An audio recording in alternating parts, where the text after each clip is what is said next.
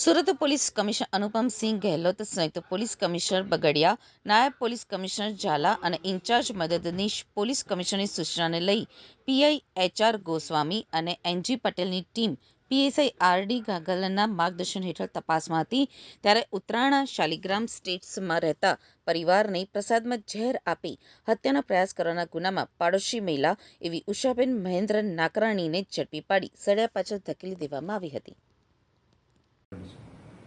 સુરત શહેરના Utran police station હદ વિસ્તારના શાલિગ્રામ સ્ટેટસ એપાર્ટમેન્ટ ખાતે રહેતા ગોરધનભાઈ વશરામભાઈ ડોંડા કે જે પોતાના પરિવાર સાથે રહે છે, એમની સાથે તારીખ 10/4/2026ના રોજ જે બનાવ બનેલો છે એ બનાવની એ રીતની હકીકત છે કે ગોરધનભાઈ જે પોતાના ફ્લેટની નીચે જે એમના મિત્રો સાથે બેઠા હોય છે, ત્યારબાદ એ બપોર બાદ પોતાના ઘરે આવે છે. તો એમના ઘરે જ્યારે આવે છે તો એમના જે એપાર્ટમેન્ટ જે છે એના દરવાજે જે લોખંડની ગ્રીલ છે અને લાકડાનો દરવાજો, આ બંને વચ્ચેના ભાગમાં એક ટ્રાન્સપરન્ટ જે પ્લાસ્ટિકની પોલિથીનની બેગ હોય છે, જે બેગની અંદર એક પીળા કલરનો લાડવો અને બીજો ચૂરમું જે બનાવેલો લાડવો હોય છે એ ત્યાં પડેલો હોય છે. એટલે ગોરધનભાઈને એવું થાય છે કે આ જે કોઈ પ્રસાદી છે એ પોતાના ઘરની બહાર મૂકી ગયું છે અને પોતાના ઘર માટેની આ પ્રસાદી છે.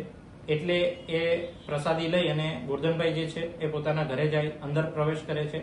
અંદર એમના પત્ની, એમના દીકરાની વહુ અને એમની પૌત્રી આ પણ હાજર હોય છે. એમાં ગોરધનભાઈ જે છે આ પ્રસાદી જે છે એની અંદરથી થોડો જે પ્રસાદી છે એ ગ્રહણ કરે છે અને એમના દીકરાની વહુ પણ જે છે એ આ પ્રસાદી થોડી લે છે. એમના ગોરધનભાઈના ધર્મપત્ની અને એમની પૌત્રી જે છે આ પ્રસાદી લેતા નથી. હવે આ પ્રસાદી લીધા બાદ ગોરધનભાઈ જે છે એ ફરીવાર પોતાના મિત્રો સાથે બેસવા માટે નીચે ચાલ્યા જાય છે.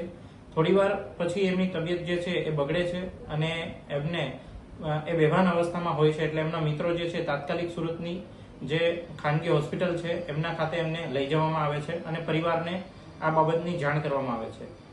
થોડા સમય બાદ એમના દીકરાની જે વહુ છે એમને પણ આ પ્રસાદી લીધી હોવાથી એમની પણ હાલત જે છે એ બગડે છે અને એમને પણ એ જ રીતે ખાનગી હોસ્પિટલ ખાતે સારવાર માટે ખસેડવામાં આવે છે.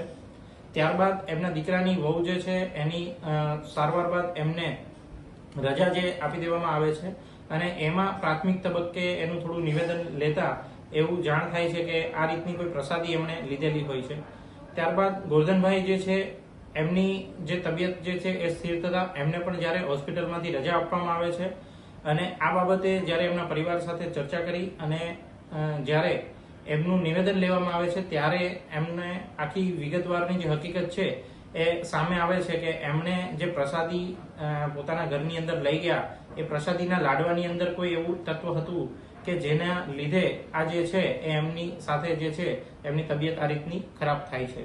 તો ત્યારબાદ એમને પોલીસને જાણ કરવામાં આવે છે. એટલે પોલીસ જે છે તાત્કાલિક ઉત્તરાણ પોલીસ સ્થળ પર પહોંચે છે અને જે છે એ જાણવાજોગ દાખલ કરે છે અને આ કામે જે મીઠાઈનું સેમ્પલ છે પ્રસાદીનું એ પણ હસ્તગત કરે છે અને બીજી જે ટેકનિકલ એનાલિસિસ છે એની મદદથી પણ પોલીસ જે છે એ તપાસ ચલાવે છે. તપાસની અંદર કેટલાક શંકાસ્પદ લોકો જે છે એ સામે પોલીસની સામે આવે છે. ફરિયાદી પણ એક બાબતે જે છે એ શંકા વ્યક્ત કરે છે પોતાના પાડોશીની સામે અને સીસીટીવી કેમેરાને પણ ચેક કરવામાં આવે છે. ફરિયાદીની ઘરે જે સેમ્પલ હતું જે પ્રસાદી લેવાથી જે બીમાર થયા છે એ જ સેમ્પલ એમના પડોશમાં રહેતા જે ઉષાબેન મહેન્દ્રભાઈ નાકરાણી છે એ પણ શાલિગ્રામ સ્ટેટસ ખાતે જ રહે છે, એમના ઘરમાંથી પણ મળી આવે છે.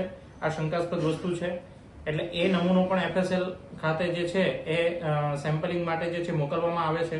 ત્યારબાદ આ કામે જે ઉષાબેનનું નિવેદન લેવામાં આવે છે તો એ પૂછપરછની અંદર એ પોતાની આ જે ગુનો છે એ સ્વીકાર કરે છે.